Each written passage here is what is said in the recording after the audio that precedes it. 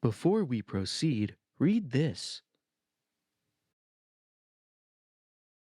I swear to God, this is interesting. Hear me out.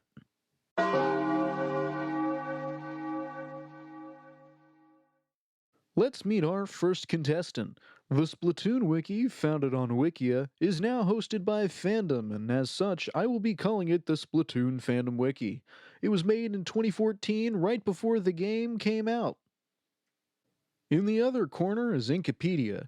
It forked off of Wikia in 2015, right before the game came out. It's now hosted by Strategy Wiki. Well, who's this charming fellow? Yes, it's me, Trig Jegman. I've been editing wikis for nearly a decade, have been staff for over a year on Inkipedia, and I really don't like it when my things get stolen. I've stopped a lot of plagiarism on Fandom and many other websites for that matter as well. Can you see where this might be going? In the beginning, both wikis were on pretty equal footing when it came to contributors and edits and things just getting done. But right around Splatoon 2, it became clear that Inkipedia was the bigger, better, and more popular resource for Splatoon information. So what did a couple editors on the Splatoon Fandom Wiki think that they should do? They should start stealing content from Inkipedia. No one will ever know. A lot of people knew. Now, I had known that there was some plagiarism going on just by hearing whispers or people bringing it up every now and again, but it wasn't until mid 2023 when a list was sent to me by fandom editors showing me some examples of plagiarism that was actively going on. This was extremely useful because I could see, wow, there's a lot of plagiarism going on. But my concern was that it wasn't really detailed enough for me to use. It didn't show when those plagiarized edits were being made or who was doing it. So after being handed this list, I pretty much did nothing with it for about 9 months. I was a little preoccupied with something else at the time. But in the beginning of 2024, I decided to make my own list. It was made by myself. This one, very intentionally, looked at specific revisions and who might be making these plagiarizing edits. This is something that I was going to submit to fandom staff to hopefully address the problem directly.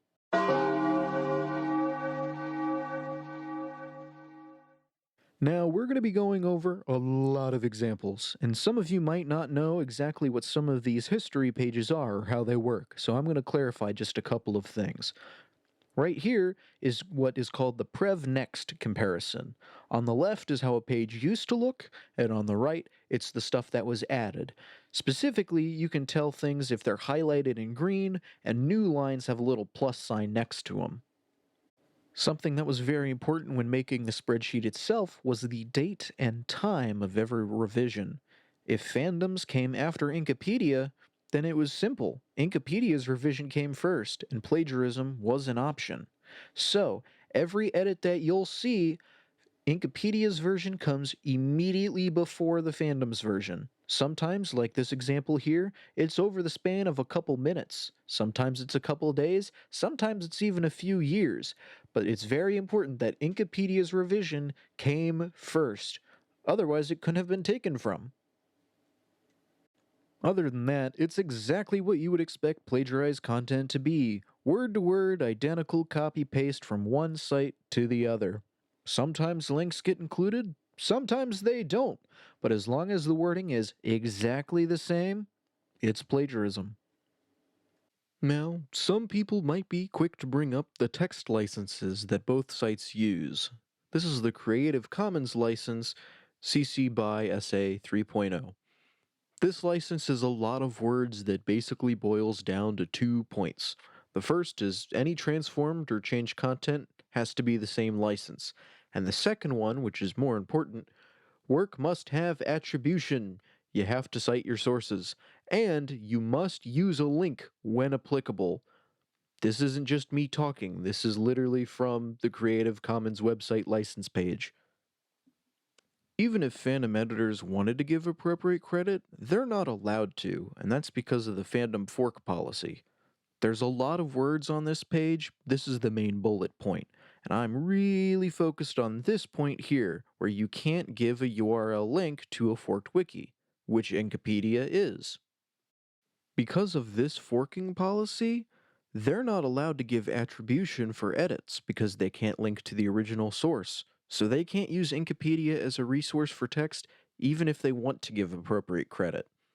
That being said, it's plagiarism. They aren't giving appropriate credit regardless. So, when I'm going through page histories, what am I looking for? Well, there's a couple of different examples. Headers and brand new sections, unusual wording or otherwise unique sentences, lists of data, and especially strategy or second person writing, copying over errors, repeat offenses from the same users, and suspiciously high byte count for changes. If you don't know what that means, I have examples. We'll start off easy. It's usually pretty weird to add multiple new heading sections when writing a page. Typically, you already have some at least established, and it's unusual because a lot of pages are already pre-established on what headers are going to be. If you didn't already have an appearance section when making the page, it's odd that you'd be adding it far later down the line, especially if your other pages also don't have appearance sections. Unusual wording or sentences. For example, quote, primarily an electronic style song with musical similarities to J-pop, unquote, and, quote, being etched into DNA, unquote, are very specific wordings. You wouldn't just happen to write these when making a page. And the fact that it appears twice on Calamari Incantation for fandom is pretty unusual. This is a pretty easy sign that content was being plagiarized because it's not what they would have written themselves. This next one's pretty big. It's lists of data. Every weapon in the game has its own data points. How strong is it? How far can it go? How much ink does it use? A variety of numbers, numerical data. Inkipedia decided that just having a big table full of numbers isn't very useful, and that it would put them to words instead through automated generated sentences using JSON files. So it's interesting that Splatoon Fandom has also copied this over. If they had just used the numerical data that comes straight from the game, there wouldn't be a problem. But we know that they took from Inkipedia because they're using the custom sentences specifically written to demonstrate this data taken from us. This next one's kind of funny, honestly. They like to make a lot of errors when copying stuff over. For example, upon creation of the Ink Canon page, they didn't actually take any content, they just copy pasted the table of contents, and that's it, which is hilarious. Here's another great example. Inkipedia uses SVG images to show controller buttons for the Switch and Wii U for button inputs. Now, if you try and copy paste those, nothing shows up because they're an image. But that has not deterred Splatoon fandom from copying them anyway. They don't even write anything in to fill in what those buttons might be. Now, before we continue, I will be showing names of editors from here on out. Do not harass the people that you see. What they have done is wrong, but harassing them for what they have already done is just as wrong, if not worse. I am simply using this as a demonstration to show what the wiki as a whole has been doing to Inkipedia. Do not harass people. Something I've noticed about plagiarism is it's very rare to find single instances of plagiarism. Typically, if people are plagiarizing, they're gonna plagiarize a lot. And sure enough, there were a lot of repeat names as I kept going down from page to page to page. We'll get to some of those people later. Ultimately, what made this possible when going through page histories is looking at the byte count changes. With the exception of the pages being just made or there's a large update, large edit byte counts don't just happen. So if I see 3,000 bytes being added to a page, especially twice within the span of a week, that's suspicious. I'm gonna look at that. And it doesn't just stop at 3,000. This example here is 9,000, and I've even seen them go up to 27,000, depending on what page it is and when stuff was being taken from. This almost never happens normally. Now, sometimes, but not all of the times, if a page is being created and it has a really high edit count number, That might also be indicative of something. Sometimes it just means there's a lot to say on the subject, but other times the page just might be made with the content being plagiarized because it's not something that they were going to cover themselves outright anyway.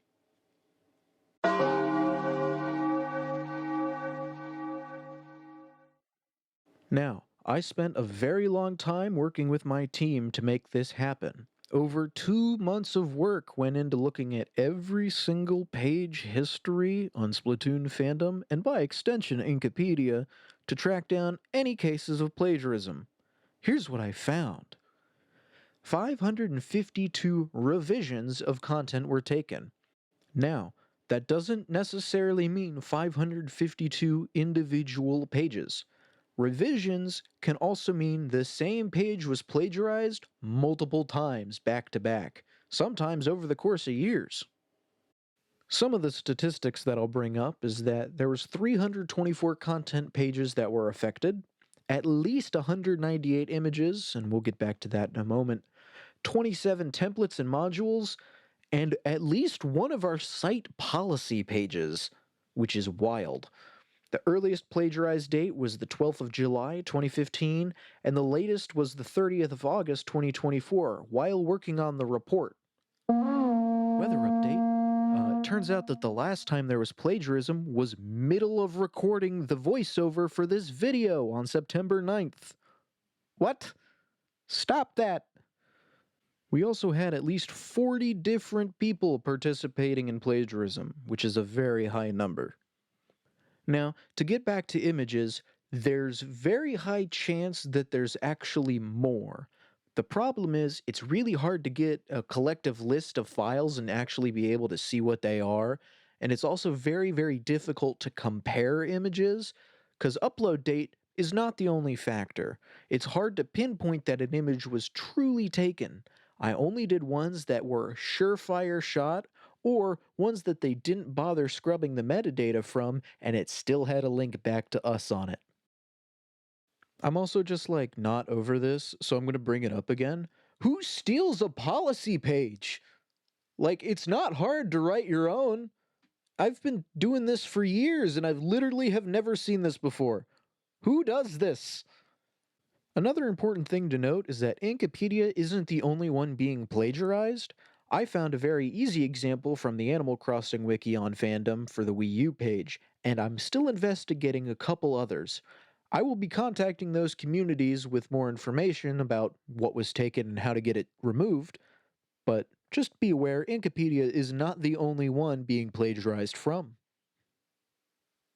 Something that I noticed is that some of the highest frequency plagiarists are staff members. How many people do you think were plagiarizing Inkipedia?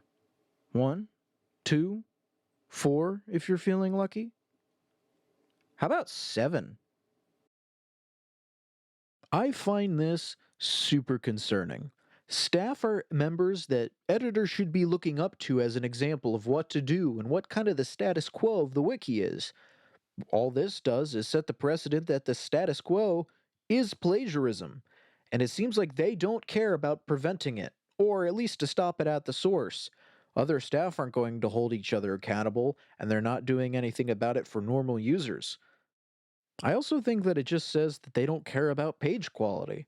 If they did care about page quality, then they wouldn't have to take anything from other places because they'd be writing it themselves. And even then, the stuff they're taking is riddled with errors and problems, and it usually has to be tweaked multiple times before it even looks coherent. One of the biggest actions that I did is that if I found a user had an account on both Splatoon Fandom and Inkipedia, and that they were plagiarizing, I personally ensured that they were banned. I'm not considering these for reversion. You cannot plagiarize from us and expect to get away from it without any consequence. That's not how we operate.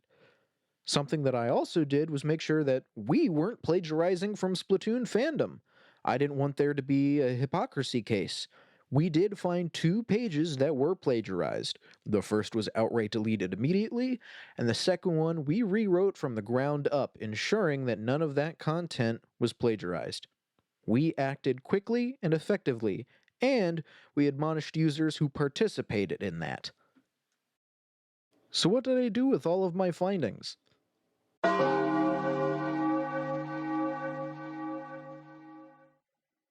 compiled all of my work and findings into a very large spreadsheet. It's actually so large that it has difficulty loading without crashing Google spreadsheets. And my goal, send this to fandom staff so that they can intervene and have plagiarism deleted, not just removed. Oh, and one other thing. If anyone from Splatoon Fandom Wiki is watching this, you don't need to worry about it if I'm going to send that report, because I already have. This is a problem that's not just going to resolve itself. It needs another form of intervention to actually stop it from happening in the future. That's why I filed this takedown. Let me be perfectly clear. The actions of Splatoon Fandom Wiki have directly harmed my community by disrespecting their time, effort, discussion, and resources. We are not going to tolerate this any further. And also, I think it's harmful to the Splatoon community at large, because it creates a faulty resource that seems like it's going to be helpful, but is full of errors, plagiarized content, and all the pages that aren't plagiarized are nowhere near to the same level of quality or completion that people would expect when trying to learn about the franchise. Now, something that a lot of people asked me throughout this entire process is, do I think that the Splatoon Fandom Wiki is going to be shut down over this? No, not really. It's not impossible, but I think it's highly unlikely. It's a major Nintendo franchise, and it's only about 15% of pages that ended up being plagiarized. That being said, all of those plagiarized pages are the best pages on Splatoon fandom, and without them, they don't have a lot of content at all. I've always found myself to be a very determined individual. I'm not hoping, I'm promising that every single piece of plagiarism will be removed, and those committing said plagiarism will face the actions of their consequences. Now, I know how the internet works and that people are going to want to quote unquote help out. Do not harass the people that use Splatoon Fandom Wiki, whether they are editors or readers. Do not vandalize this wiki to make it worse. If you want to help out, support websites that don't plagiarize from people, like Inkipedia or the Squidboards or somewhere else. Now, I have a message to anyone from Splatoon Fandom Wiki who might be watching or listening. I'm not mad at you. This is not some form of vindictive campaign against you. But the gig is up. I caught you. Stop stealing my work. Stop stealing the work of my team. I will stop at nothing to protect the work that they have made, not you. I will be watching all of the recent changes that get posted to Splatoon fandom, and when there is more plagiarism, because I fully expect there to be, I will ensure that it too gets removed. For members of the Splatoon Fandom Wiki that want a better place to go, I highly encourage you to join Inkipedia. We will not permit plagiarized content because lazy, easy, and unoriginal ways out are not how we operate. Are you an editor or even staff of another wiki that has a plagiarism issue? Let me know. Contact me on Discord, leave a comment below, or join the Discord that I've put in the description of this video. I want to help you get plagiarism removed. It makes all wikis better in the end. As you might know or notice, I don't make YouTube videos. This isn't really my thing. But I'm willing to go outside of my comfort zone because this is something that matters a lot to me, and I'm willing to be uncomfortable to get the word out. But the only way that that happens is if you share this video, showing what Splatoon fandom is doing and seemingly has no intent of stopping. Thank you for watching, and I hope you have a wonderful rest of your day.